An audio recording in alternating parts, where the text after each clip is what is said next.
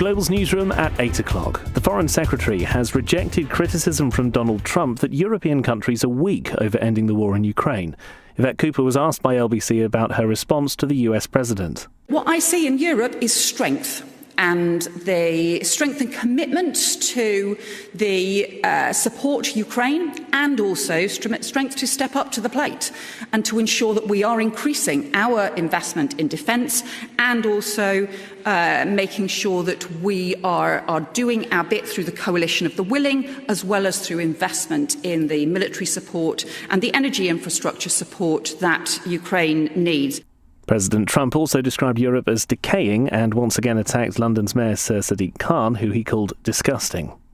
A member of the British Armed Forces has died during what's been described as a tragic accident in Ukraine. The Ministry of Defence says it happened while he was observing testing for a new defence capability. Some schools have been forced to close because of an outbreak of flu. A number of hospitals have also declared major incidents following an early spike in cases. In the city, the FTSE 100 has closed down 3 points at 96.42. The pound buys $1.33 and €1.14. LBC weather, it's drier tonight but staying windy with some spells of rain for northwestern Scotland, scattered showers for some western areas and a low of 3 degrees. From Global's newsroom for LBC, I'm Chris Barrow. This is LBC from Global, leading Britain's conversation. Cross Question with Iain Dale. Hello, a very good evening to you. It's 2 minutes past 8 here on LBC. Welcome to Tuesday's Cross Question. On the panel with me, to my right, Harriet Cross, Conservative MP for Gordon and Buchan. Next to her is Will Stone, the Labour MP for Swindon North. Next to me on my left is Phoebe Arslanagić-Little, political commentator and head of social policy for the think tank Onward, and Ali Milani, chair of the Labour Muslim Network and co-presenter of the Politics Uncensored podcast. So they are here to answer your questions throughout the next hour. Anything you like, 0345 6060 973. You can phone or WhatsApp on that number. You can text 84850. And of course, we're live, so you can watch us on Global Player, the LBC app, and the LBC YouTube channel. 6060 973. Text 84850. Cross Question. Watch live on both Global Player and the new LBC app. This is LBC. James was so excited at the prospect of this hour, he pressed the button a little early. Right, let's go to our first question. It is Robbie in Chelmsford. Hello, Robbie. Good evening, everyone. My question is, with Trump's latest tirade and vicious attack on Ukraine and our capital city, London, and our mayor, Sadiq Khan, is it not about time that Keir Starmer had his Love Actually moment with the president? Will Stone, you probably predicted that might come up. Probably. I haven't watched Love Actually, though, so I can't really comment on the context on that one. Why would you cancel yourself live on air? I'm done. No, I don't know. I don't overly like the comments directed towards Sadiq. I think Sadiq's a decent guy. I think he's a good mayor. I don't personally think President Trump should be making comments on it. I wouldn't comment on governors in America, so I don't think it's needed. But as to the Love Actually bit, I kind of lost in the context. Basically, 30 seconds, Hugh Grant plays the British Prime Minister and he stands up to an American president to great public acclaim. A bit like Ed Davies doing at the moment. Okay. I think... Watch it over. It'll be on at Christmas time. Watch it and give us your feedback next time you come on. Next time I'm on. So you are having me on, I'm being cancelled. Not yet. Not yet. Ali, I think, wants to. Still now to go. Yeah. Ali Milani. Yeah, I mean, look, first of all, I think the obsession that Donald Trump has with Sadiq Khan is an insight into his racism, his bigotry, and his Islamophobia towards Muslims in general. You even see the way he's spoken about Somali people and Ilhan Omar.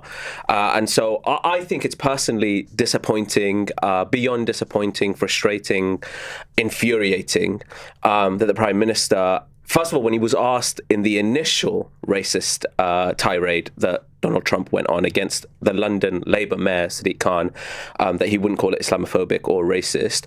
But I think it's a stain on our country that we've given this lunatic 2 state visits. We've given this racist every great ceremony that we have, invited him into in front of our king. I think it's embarrassing, to be honest. But it has worked. I mean, Has it? Well, I think it has in terms of Starmer's been able to build a relationship with him, I think, better than any other European leader. We've got far fewer tariffs, or the level of tariffs on us is far less than it is on other European countries. So from that point of view, it's kind of worked. I mean, look, what I think is really, really interesting is, I would say this, but the way that Zohran Mamdani dealt with him in the White House came to huge acclaim. And it's because I think Trump respects strength. And I think we should be stronger and more confident in our own country, in our own positions. And he would respond to that also. I mean, you talk about the tariffs. I would point to what's happening with Ukraine right now and the fact that he's called basically all European leaders weak. He's telling Zelensky to give up territory. He's saying, that the American support might no longer be there. Donald Trump is not someone that we can count on. And so whether it's his racist tirade towards our mayor, who we should stand up for as a Labour Party and as a country, or his attacks on our European partners and Ukraine, I think the days of us, following the tail of America are long over, and we should be strong and confident in our own positions and call out this embarrassing president once and for all. Okay, Harriet Cross. I mean, it's obviously vitally important that we have a strong relationship with America and whoever the American president is at the time. It is one of our longest relationships, one of our most important relationships, but a relationship must work both ways. We can't always bend over to what America wants, and we would hope that we were strong enough that America would also listen to us as well.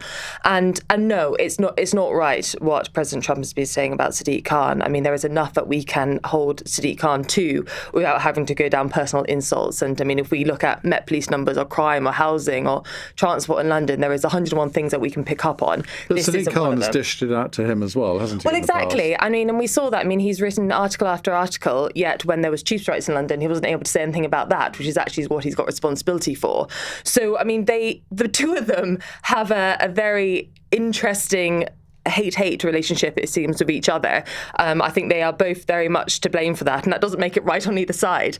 But it's certainly given with one hand and given back with the other. What about what he said about London? Because his London is a London I don't recognise. And I was saying in the last hour, I was in Stockholm at the weekend, and the waiter in one of the restaurants was telling me about he'd been to London in November, thought he'd never been before, thought it's the most amazing city, best place he's ever been in the world. And then you hear Donald Trump essentially putting off American tourists from coming here with some of the language that he's using.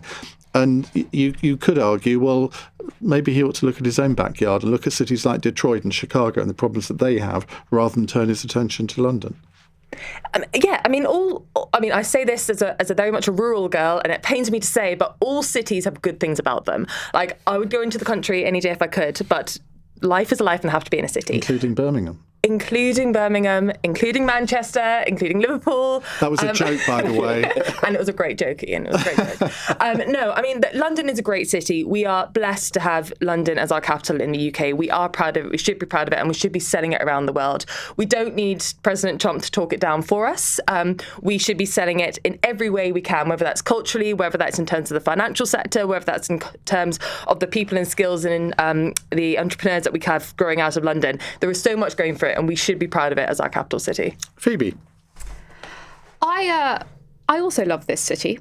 I'm born and raised in London. I'm raising my child here. I have no plans to flee to any sort of home county at all. However, I also think it's fair to say there has been clear decline in London over the past few years. Even like in my local area, I can see the various safeguards against shoplifting intensifying almost every week. I was also reminded, I think, about some of the bad parts of life in London that we've become really used to. It was a car sharing an Uber on the District line had folded recently. Should have been a black cab, save you right. Should have been with some Americans. And I reminded, I was like, be careful with your phones. Don't walk around with your phones out. And these are people from LA, from New York, from Washington. And they'd never heard the idea that someone might come along and just take your phone from your hand. Where are they from in LA? Because I spent 3 months in LA and it was a bit of a different story. Well, there's certainly crime, but there is the sort of phone snatching of the type that we have, where someone on an e-bike whizzes up, takes it from your hand, and you're certainly Which never going to me. No, they just stick a Glock 42 in your head and take it. America has significantly worse crime than the UK. We should definitely remember that. Much higher murder rate. However, it's also the case that phones weren't being stolen like this 5 years ago. They were. I had my phone stolen in 2005. No, they weren't. Yes, they were. Well, my point is that it's much more common now. Not that it never happened 5 years ago. You also look at the data. There's record levels of local crime in London. That's certainly true for things like murder. Yeah, and that's absolutely true. Sorry, it's good that violent crime is record low. Right, no, violent crime is decreasing. Yeah. However, things like the bike being stolen, shoplifting, your phone being nicked, you might say, oh, well, this is better than being murdered. Yes, it is. However, these things are deeply inconvenient. Of course you had your phone stolen. Yeah. And this has all happened on Sadiq Khan. As Harriet says, I do think there is an extent to which Sadiq and Trump enjoy the nature of their relationship, and they each get quite a lot of... it's red meat for their respective I'm not faces, sure Sadiq enjoys the racism.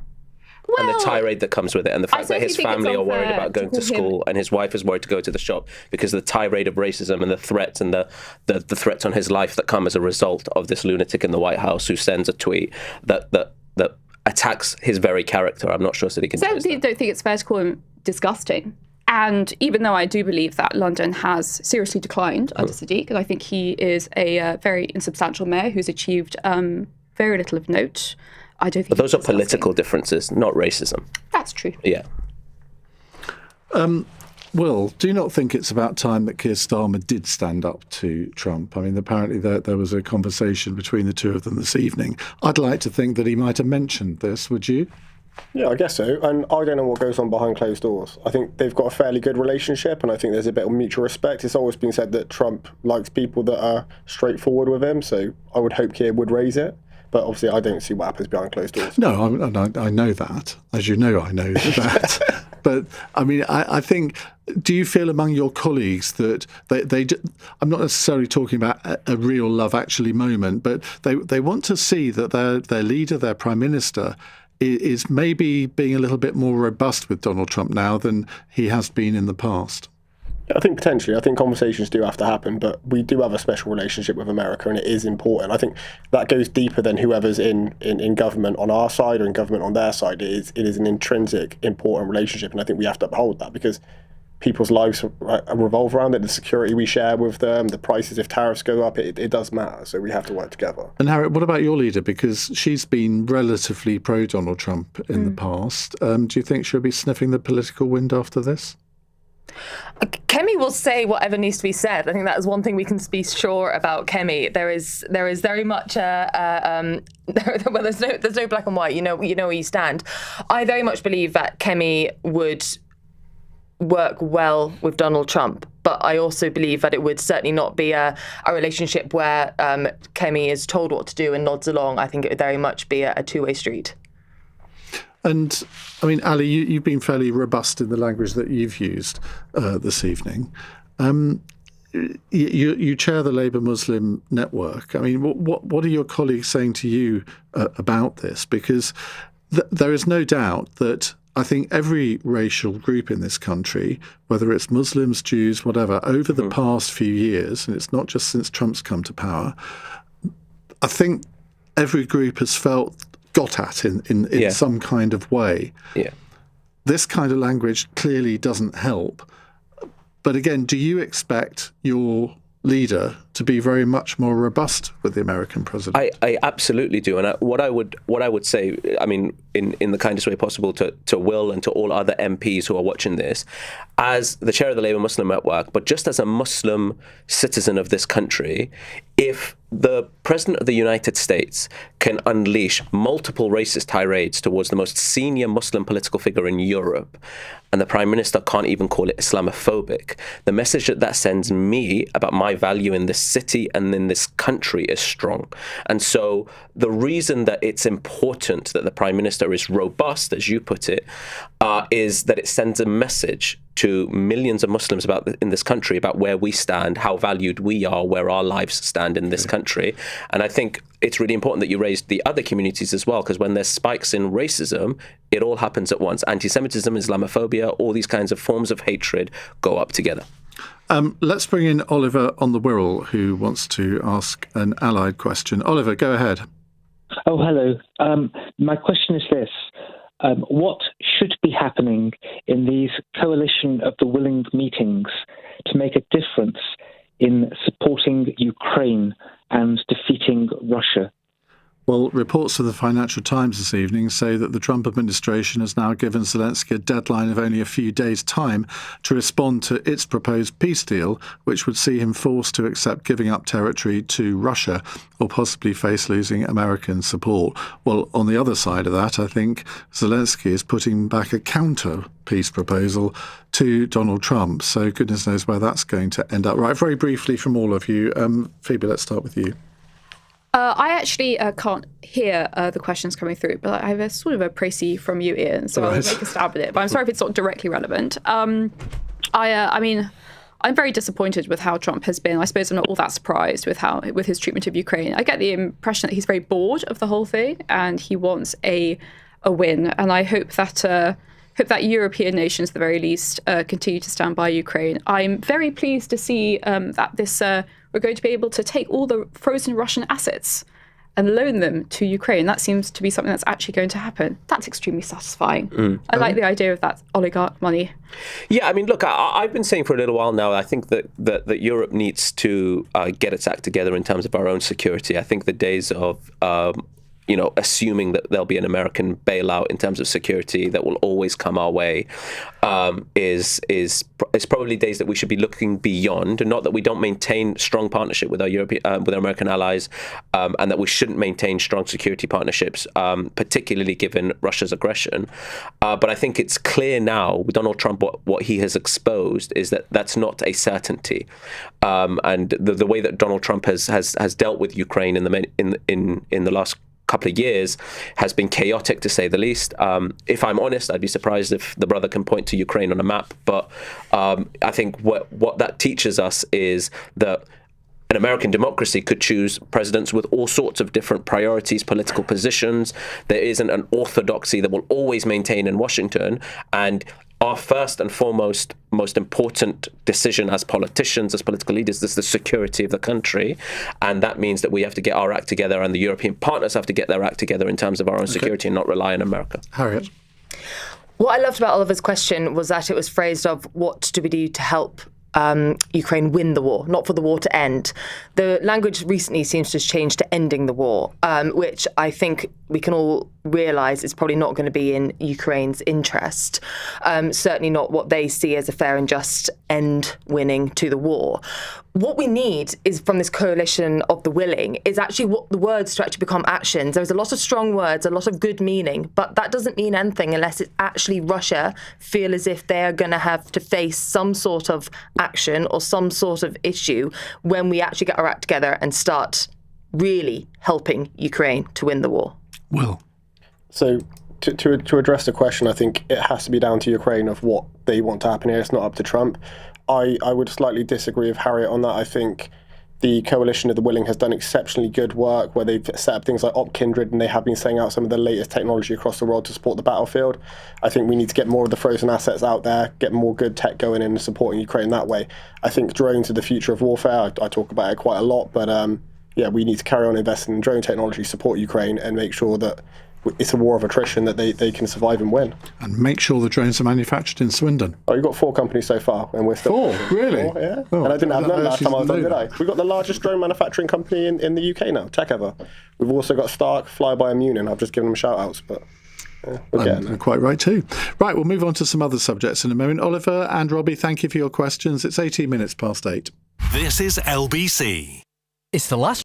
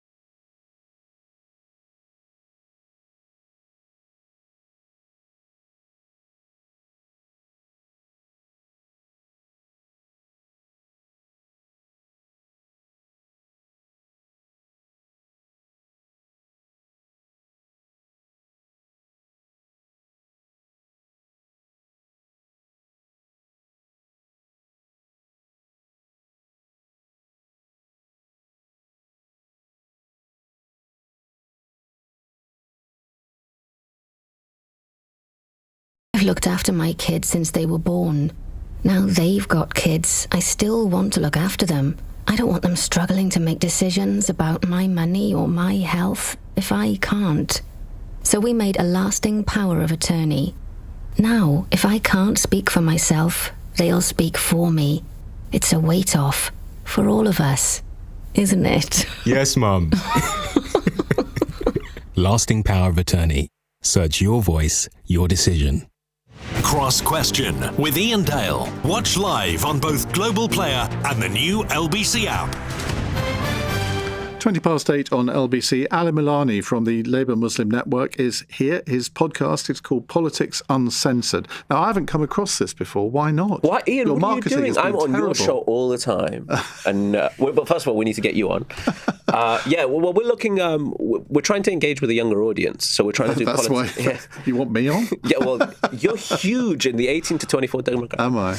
Right. We're trying to do politics a little bit differently and trying to mix a little bit of the influencer style content with politics. So When you say we, who's the we? well, all different partners. Zoe Grunewald, who's a journalist at the Lead, she co-hosts. Oh, yep. with No, me, she so. comes on the show. We like. So I will plug. Please go on YouTube, subscribe, Ali Milani. Yeah, and we've got some fun content coming, which includes me dressing up as Santa, which the weight loss hasn't helped. No one wants to see that. Yeah. Phoebe Arslanagić-Little is here from the Onward think tank. Harriet Cross is Conservative MP for Gordon and Buchan, and Will Stone is Labour MP for Swindon North. Right, our next question is from Ulf in Hamburg. Hello, Ulf. Good evening. Guten Abend, Ian. Hi. Under what circumstances is UK sovereignty in greater jeopardy? If you rejoin the EU, where you will pool your sovereignty with others, or if you stay out of the EU, where you will have to either cozy up to some unpleasant character or other, lest you be crushed between giants. Right, today MPs voted by a majority of only one to support a non-binding motion put forward by the Lib Dems for the UK to form a new customs union with the EU. The government can simply ignore this type of parliamentary vote, but 13 Labour MPs did vote in favour of this proposal. Phoebe?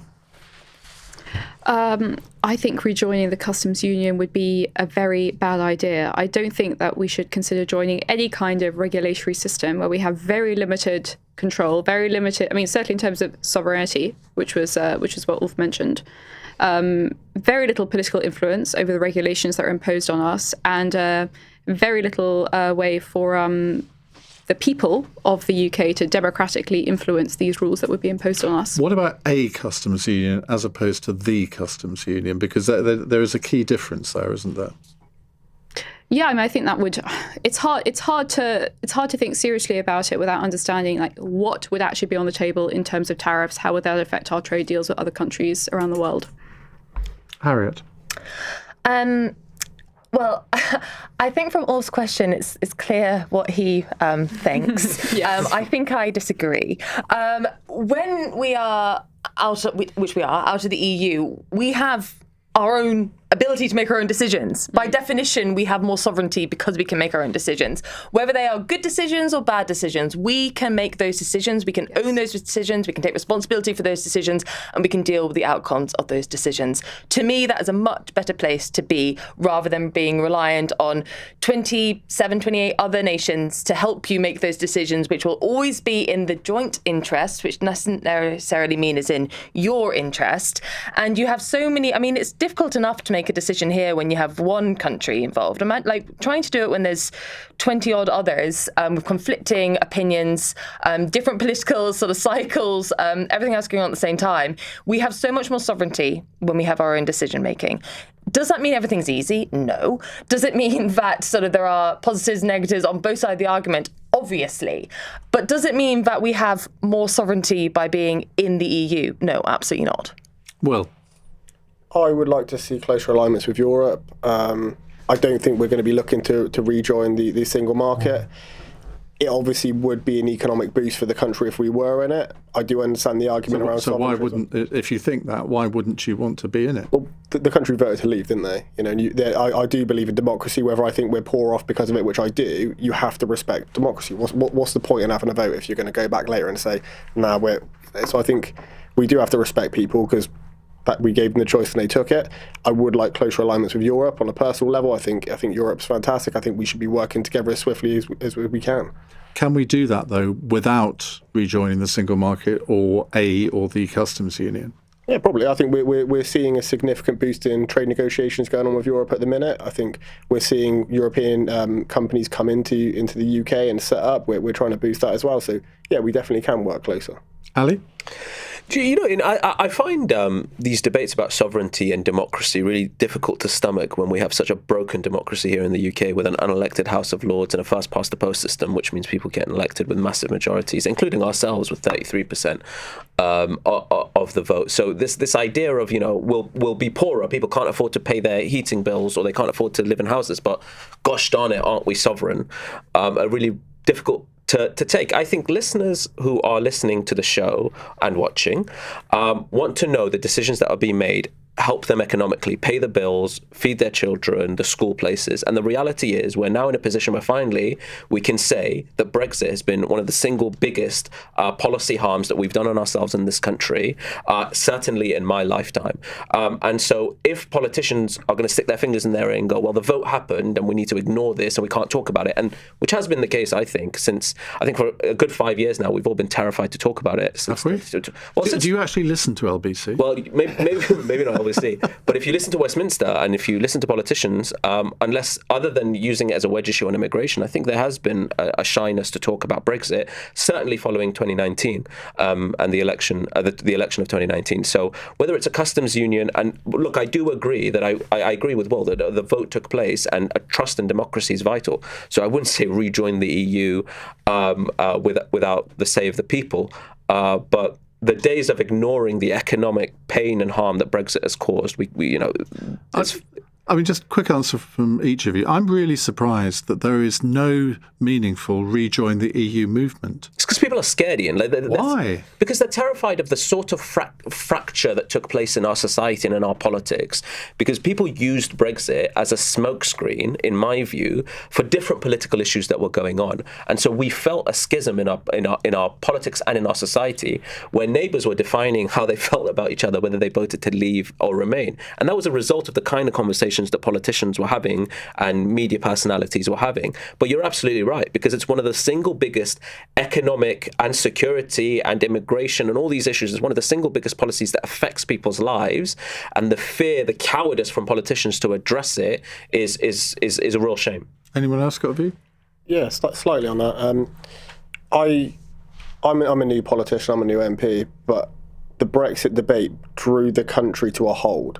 There was years and years of back and forth and nothing getting achieved politically because it was the centre of the argument. And I think we do need closer ties with Europe, but we've got to push past it and just crack on and deliver for the people. We can't have a standstill like we did there because nothing was getting done. It was horrible. It was horrible policy. Well, you had that and then you had COVID. So it's, I kind of half agree with you, Ali, that it because of COVID predominantly, I think it's really difficult to say, well, our economy would have been sort of so much better had Brexit not happened, or if COVID had not happened. So where do you draw the line? It's almost impossible to work it out. But then you will get all sorts of think tanks coming out with statistics saying, well, we're 4% worse off than we would have been.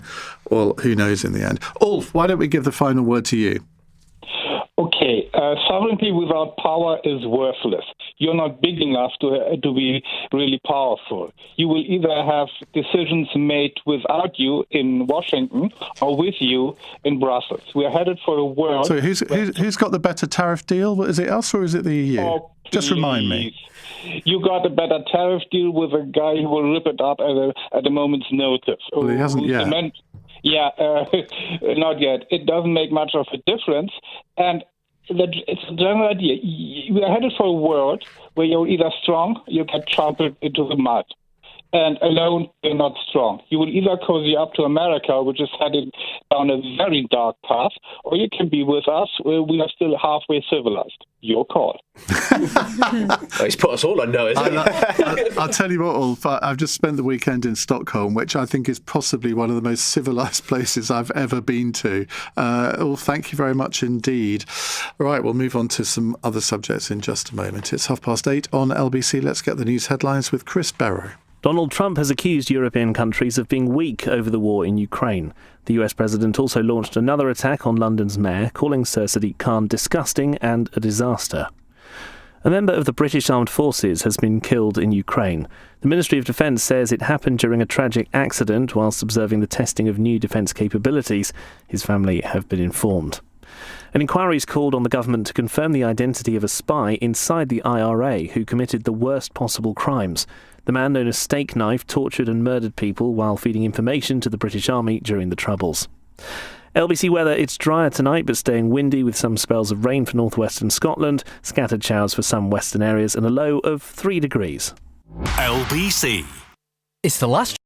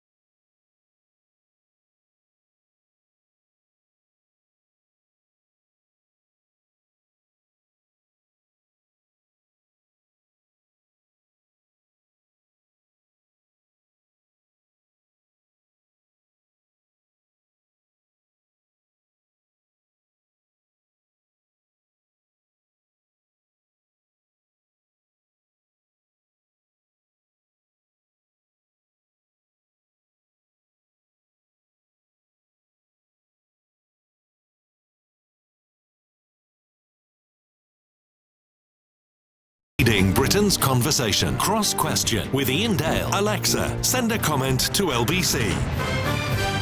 Ali Milani is here, chair of the Labour Muslim Network. Harriet Cross, Conservative MP for Gordon and Buchan. Will Stone, Labour MP for Swindon North. And Phoebe Arslanagić-Little, a political commentator and head of social policy for the Onward think tank. What is the Onward think tank? Obviously I know, but just so our listeners. Onward is a right-of-centre think tank producing lots of extremely interesting reports on the economy, on social policy, on energy. And it's led by Simon Clarke, who's former MP. Former Cabinet Minister. Yeah, former Secretary of State. Right, let's go to another question. It's from Sam in Birmingham. Is the grooming gangs inquiry another use of lots of our money for no real consequence at the end of it all, just like the COVID one? Now, England's former Children's Commissioner, Anne Longfield, has been appointed as the chair of this inquiry today. She was sitting in the House of Lords as a Labour peer, but is now becoming politically independent instead. Incidentally, reports this week say the COVID inquiry has cost £192 million to carry out its investigations, and that the government has spent an extra £100 million on legal and staffing costs related to the COVID inquiry. Harriet Cross. Yes, we do need a statutory grooming gangs inquiry. It needs to be set up as soon as possible. It needs to be UK-wide.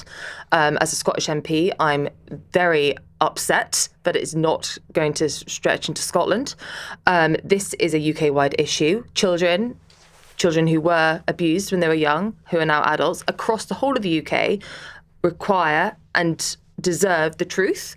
And the only way that we can get to the bottom of that is to have a proper inquiry set up and run properly. And the government need to start pushing this forward because it's taken so long already. At that kind of cost? It doesn't have to cost that much. We know that. But I'd also say, what is the price of justice? And that's also really important. I mean, there is a huge cost to public inquiries, which is why we don't have them on everything. But for something that the scale of the grooming gangs issue, then people do deserve, one, justice, and two, we need to understand what went wrong and how this was allowed to happen and how this was allowed to be covered up for so long and perpetuate through so many communities. And if we can get to the bottom of that and prevent it happening again and actually get answers for the survivors, then I'm not saying that much money or any amount of money, I don't know how much it's going to cost, but it will be money well spent if we get to an answer. And do you have confidence in the chair of the inquiry? She's a Labour peer. I think she had a really good record as Children's Commissioner. Yeah. But there will be people who say, well, it should be somebody who's independent of the governing party. Yeah, I mean, I don't know. I've never met Anne Longfield. I've certainly seen some of the work she's done in the past and greatly respect the work she's done. I would like, however, anyone who is doing this inquiry, leading this inquiry, for everybody to have confidence that it is going to be independent. And although sitting or going to, like, voting away from being a Labour peer and sort of sitting as a crossbencher, okay, it's a nice show of independence, but is it genuine independence? And I think for all these things, it's so important just to have everything sort of cleaner than clean, whiter than white, so that at the end, there's not these little things that you can point back to. So I would have liked someone who was completely independent, a former judge, for example. But if Anne Longfield can create or produce a report which the victims can have faith in, then that's, like, I guess, is where we are, and that's what we need to now hope for. Will? I completely agree with what Harriet said, to be honest. As for who runs the report, I think it's important we have the best possible person. I think it should your political view shouldn't come into it at all. And I think I have full confidence that Anne can do a fantastic job. And yes, I do think we need this inquiry, and it should stretch across the UK. I'm a bit disappointed it's not going to Scotland, to be honest. Okay, Ali? Yeah, I don't know if you'll remember, but I called for a national inquiry on your show a long time ago. I remember every word you ever say, Ali. I feel the same way about you. And so on an issue as this serious, I think what's really, really important is that the national inquiry should take place. But you're right, it's the action that takes place, because we have had inquiries into these issues before where action hasn't been taken. The Cash Review comes to mind. And so it's really important that whatever the recommendations are, whatever the actions coming out of these reviews are, that action is taken. I can remember a plethora of inquiries that have taken place, including things like Grenfell, where the serious action hasn't taken place. And I think what the public want and what the victims deserve is serious action taken on this issue. Now, I will say one of the things that has alarmed me is, in order for confidence to be had on the inquiry, regardless of the work that's done by the reviewers and others, is that politicians stop using this issue as a political wedge and for political purposes. I cannot fathom how any politician, and I can think of some but I won't name them, who can use and abuse a political situation like this for their own personal gain when the subject matter is so important. So what I would urge all of us, and we have all agreed so far across party lines, that this inquiry should take place, that the reviewers should be given the time and the space to do it right, and that the actions and the recommendations are done thoroughly and appropriately. And the few people in Westminster who are using the issue of violence against women and girls to pursue their own political agendas should never be anywhere near public life ever again. That's slightly unfair, though, isn't it? Because it wasn't necessarily politicians who were making political capital out of this. It was some of the victims, survivors on the panel who did not have confidence. Oh, no, I wasn't referring to that. Yeah, so I'm referring to over the years. So, for example, politicians who have been using this issue as a sort of a wedge between themselves and other parties, for example, who have never in their entire careers shown any interest in all the different violence against women and girls campaigns that have taken place across this country, and the fantastic campaigners and grassroots organisations who've done work on this. These politicians who weren't there when Sarah Everard was killed, for example, who haven't been there when the women campaigners have been talking about the lack of conviction on sexual assaults and sexual violence that takes place in this country, who suddenly show an interest in this issue to use it as a political wedge, I think personally is disgusting. And so the way that we get public confidence in this is that everybody stops that sort of disgusting kind of politics and gets behind the review. I'm not sure who these politicians are who don't care about Sarah Everard's murder, but do, you might say for political reasons, care about the grooming gangs. That's not a type of person I recognise, honestly. I don't think that they exist. In terms of the grooming gangs inquiry, I agree with much of what Harriet and Will have said. Sunlight does need to shine on this. I do. You said that, Ali, that we should give the inquiry the necessary time. Do agree with that. At the same time, I hope it doesn't take too long. I mean, victims have been waiting for quite a long time. Yeah. On Anne Longfield, she did a very good job as Children's Commissioner. It's clear to me as someone who's seen some of her work, this is someone who really cares about young people. However, this is going to be a pretty tough piece of work. So you need to be very robust. You need to be forensic. It's going to be difficult. I do wonder if a retired senior judge would have been more the right type of person. But I wish Anne well in doing the best that she absolutely can in the role. I thought it was a job for Louise Casey. She seems to be taking on every other role in government. Right, Sam, thank you for that. Let's go to Manesh in Southall. Hello, Manesh. Good evening, Ian, and good evening to this balanced panel you got there. Goodness me, no one's ever said that before. I got a great question for you. Does the panel think that it's a bad idea for Labour to force employers and companies to tell their employees to join the trade unions, even if they don't have one in place? And isn't this just another new old 70s Labour tactic where the unions are trying to control the government again? Can I just correct something you just said there? You said to force employers to tell employees to join a trade union. I think all they're being required to do is to tell employees they can join a trade union. And that's one of the measures put forward within the government's Employment Rights Bill, with this measure particularly aimed at those employers who are perceived to be openly hostile to trade union membership. Will? I don't think we should be forcing anyone to join a trade union. I'm obviously part of a trade union myself. I like trade unions, but I think it's a good thing for employers to tell people what's available and what's out there, because unions go more... Are people intelligent enough to know that trade unions are out there? I don't know. When I was 16, I wouldn't have thought about it, to be honest with you. I wouldn't have thought, I'll join a trade union when I go to work. Well, surely then the trade unions need to up their marketing campaigns. Yeah, potentially, but this is available in the workplace wouldn't hurt anyone, would it? Really? But it's another burden on employers, isn't it? I mean, aren't there enough of those? You can have a starter pack when you come into work, and they can say, would you want to join a trade union? Leave it at that. Then you've informed all parties available, and if they want to take it up, they can. If they don't, they don't. But I wouldn't force anyone into it. But Phoebe? Yeah, I have to say, of all the things in the Employment Rights Bill, many of which horrify me, this isn't the top of the list. As you say, you kind of imagine something in an information like starter pack being sent to people. I'm not sure it's a policy we desperately need. I'm not sure it's going to be particularly harmful either. Ali? Well, look, as you can imagine, I'm going to be a staunch defender of the trade unions. I think folks should know that some of the basic rights that we have at work were fought for and won by trade unions, including health and safety, including the weekend that we many of us get to enjoy. And so some of these rights that we overlook that have been fought and won by our trade unions are important. I think what's happening here is that there are a few employers out there who are pretty hostile to organising in the workplace and to trade unions and that recognition. And what this does is it reassures, I think, workers that your right to join a trade union, to collectively bargain and to organise within your workplace is safe under statutory duties. And I think that's what this does by informing workers as they come in, hopefully, that you have a right to join a trade union, not being forced, as you correctly corrected, that what this does is counter the hostility that some of the bad employers have to trade unionism, which has won so many rights that we enjoy, which allows you to go to Stockholm and enjoy the...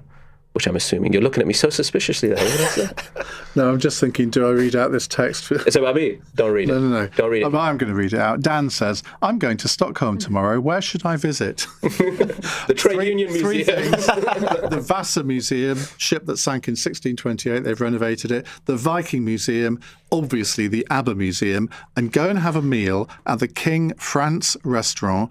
Speak to Robin the waiter and he'll give you 10% off. Tell him I sent you. And Dan joined a trade union. Harriet. Ian setting himself up for his next career as a tour guide. No, I mean, the government does not need to be telling people to be joining trade unions or advertising trade unions. If trade unions want to have more exposure to the people they want to get to join them, they can do it themselves. But there is more, as Phoebe said, there is more issue with the Employment Rights Bill than that. This bill, whatever it is now, it's going to cost £5 billion is the cost on businesses from this bill alone in extra regulation. £5 billion. And there is the government always used to talk about growth. There is no guarantee of growth from that. So it's just a huge amount of red tape which has been putting on our businesses on top of other things which this government have been doing to businesses, whether that's the increase in national insurance, the minimum wage rises, etc. It's just another insight into how little the Labour government value or recognise the importance of business in the way in which it provides employment, opportunity, economic growth, investment into the country. And it's just another another burden on businesses that just do not need that at this time. They just need to be able to get on with their business. All businesses are individual. If a government think that they can run as many businesses as there are in the country better than those individual business workers, then good on them. But I don't think they have that ability. So they need to let businesses just to get on and be their own business. Linda says, Iain was just talking to one of his guests about the film Love Actually, relevant to their conversation about Trump. This chap, that's you, Will Stone, hadn't seen it. And Iain said, well, it's bound to be on over the festivities. It's actually on ITV2 in 20 minutes, Will. So when you leave the studio, run back to the comments and you can watch it and then report back to us. I'll do a write-in. Right, more questions in a moment. 8:45. This is LBC. Have you ever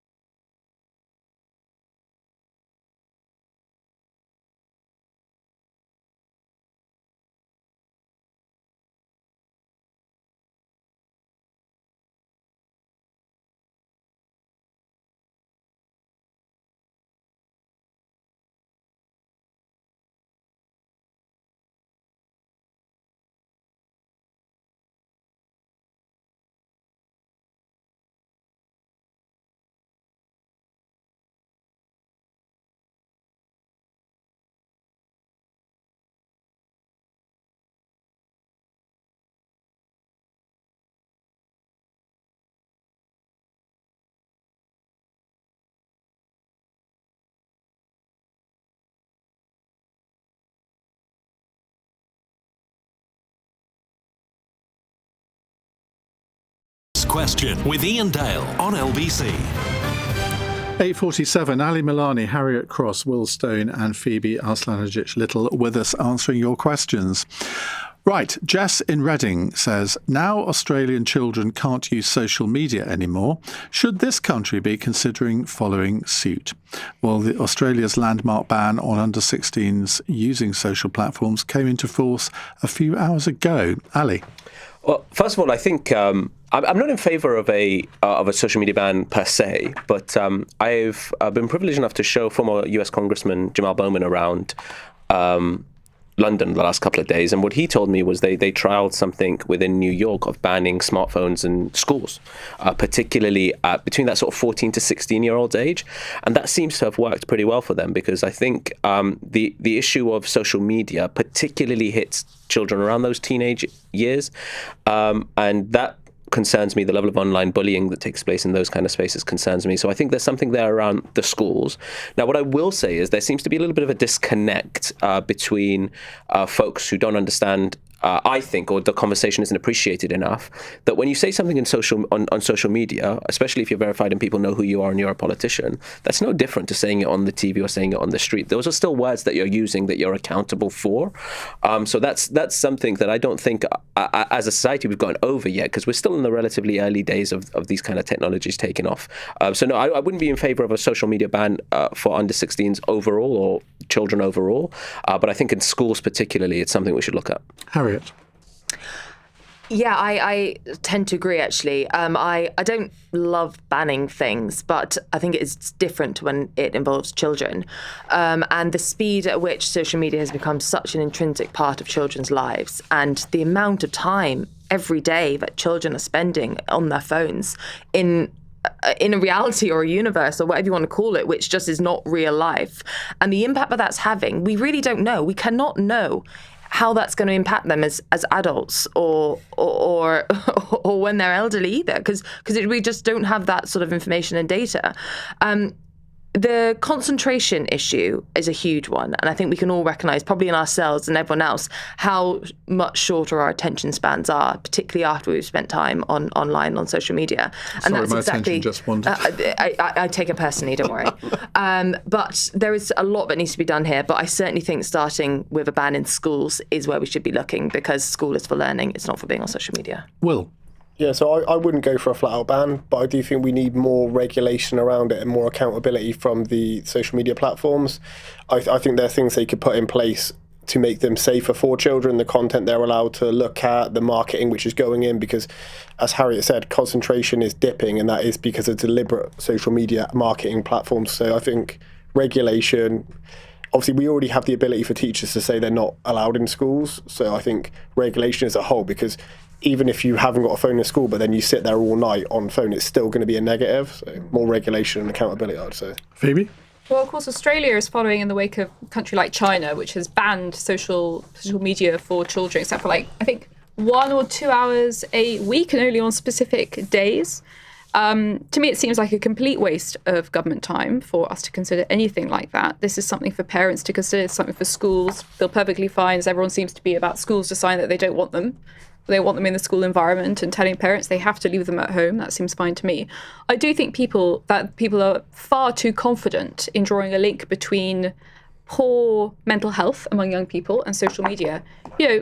Kids in Germany and France and the Netherlands are on social media all the time. They don't have the kind of problems that we are seeing in terms of young people's poor mental health. It's much too simple a story to draw a line between social media. Do you not think when the data comes out showing that there is an issue as a government, it's our duty to respond to that? Like back in the day, people used to think smoking was acceptable. People used to think smoking didn't hurt you. When you find out that it does, you have to act accordingly. But there isn't the data. There is correlational data. Yeah, correlational data. And I think. Well, yeah, when the sun shines, people eat more ice cream. I mean, it doesn't actually. I do love ice cream in the sun, but I do think it is. I think there are studies coming out now, and we can show a correlation between the excessive use of social media and people's attention span. Well, excessive is a very particular. Well, attention span and mental health, I do think, are slightly different. I think it's worth differentiating them. Right, let's go to Gary in Glossop, who says, if cyclists break the law on the roads, should they be given points on their driving licences if they have them? Now, some bereaved relatives of people who've died after being hit by law-breaking cyclists have told LBC that the penalties for cycling illegally should be made tougher. Now, you almost sprang to life there, Phoebe, when I read out that question, so I'm going to go to you first. I am extremely in favour of this. I was very gratified when my husband, who's a police officer, gave a ticket to a misbehaving cyclist last year. That is it's like when Kemi Baderog said she was telling on people that she was upset. Unfortunately, police officers don't often have the time to do that. I have started very, very frequently in Westminster. You'll see cyclists going through a red light, when it's actually pedestrians turned across. I've started standing in front of them and saying, no, don't you know how traffic lights work? People rarely react to this positively. But they may slowly over time learn what the rules actually are. It is actually dangerous. Lots of us have our headphones in. We see the green man, we walk, and actually, particularly an e-bike, they're heavy, they've got engines. I mean, if that hits you, it can be quite nasty, as these bereaved relatives well know. I suppose part of the problem is that not every cyclist will have a driving licence.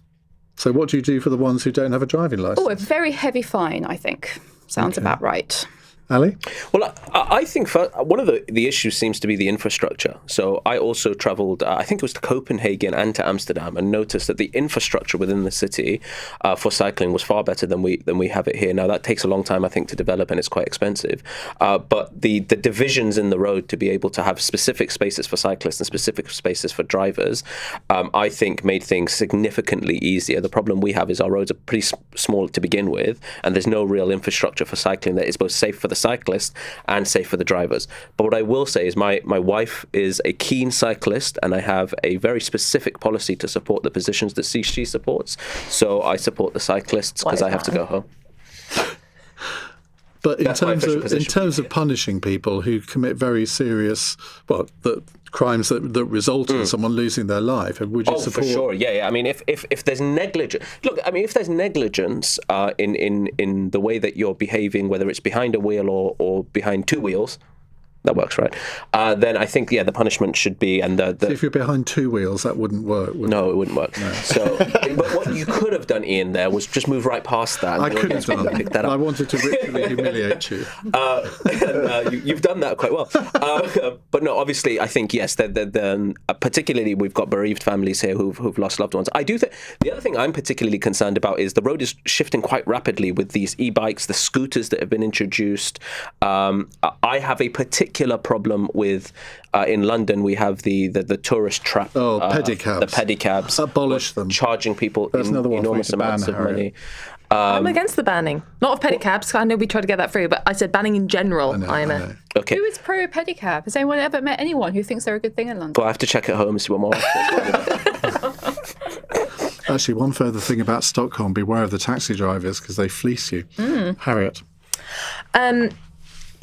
This is important, and as I say, I think a lot of people don't appreciate how many people are injured and or killed each year by cyclists on roads.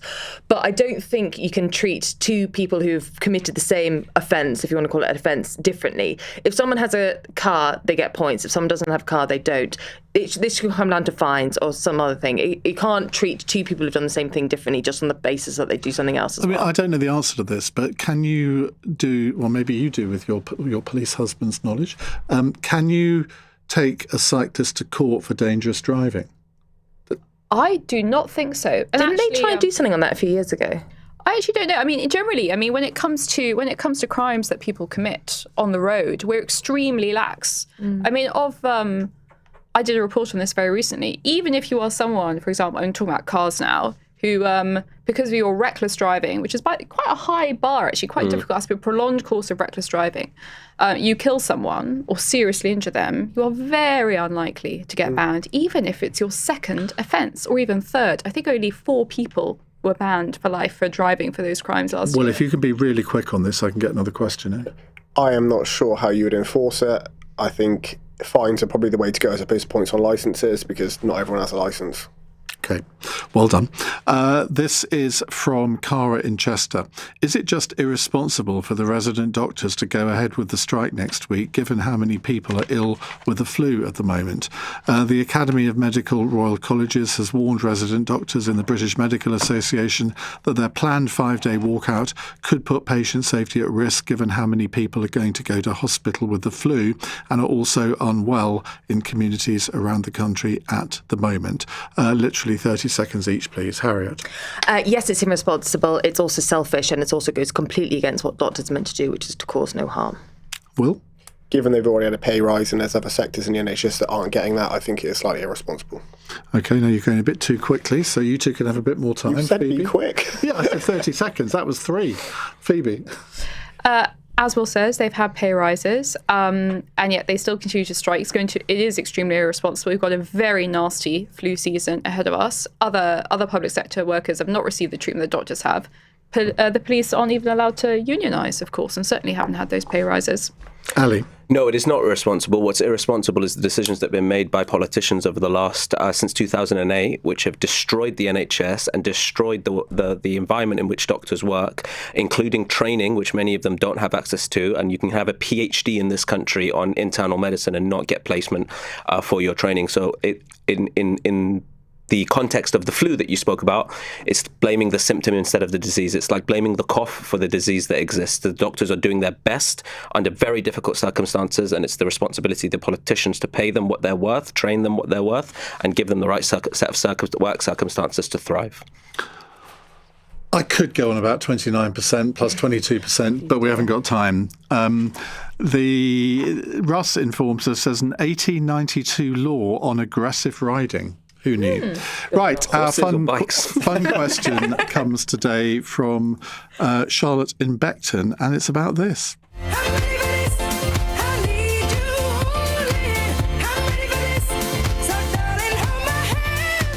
Just Glenn's Hold My Hand has been chosen as the UK's TikTok Song of the Year 10 years after it was first released because of its role in a certain airline's viral adverts.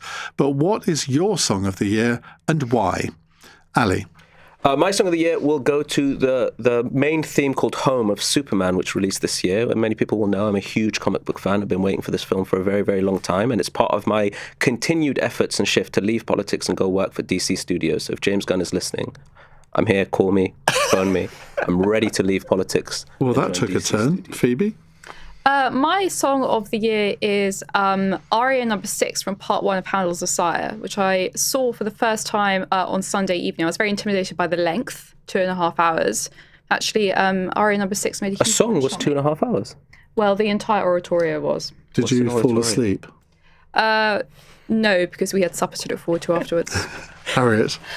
Well, according to my Spotify Unwrapped, which is obviously the go-to in this, it is All Coming Back to Me Now by Meatloaf.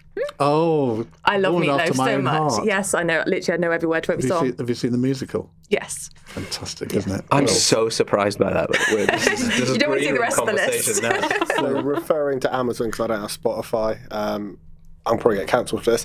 50 Cent, Hustler's Ambition. Nice. That's the most played song of this year. Is it? Mm-hmm. I'm going to choose Pretty Baby by Alex Sampson, which I found on a Instagram reel that came up on my phone, and it's just brilliant. So I can recommend it to everyone. I'm not sure it's from this year, though. I suspect it's a couple of years old. But that's me all over, isn't it? Thank you all very much indeed for coming on the show tonight. Tomorrow we have the Cabinet Office Minister Josh Simons, former Conservative Cabinet Minister Sir John Redwood, the tech entrepreneur Judith McMinn, and the political commentator Benedict Spence.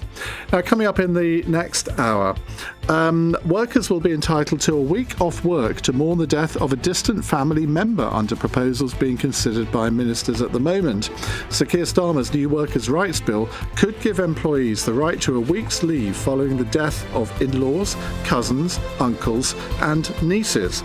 Doesn't say whether that would be paid leave or not.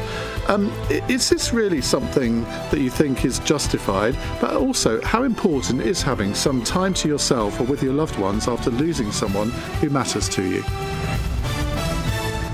On your radio, on the LBC app, and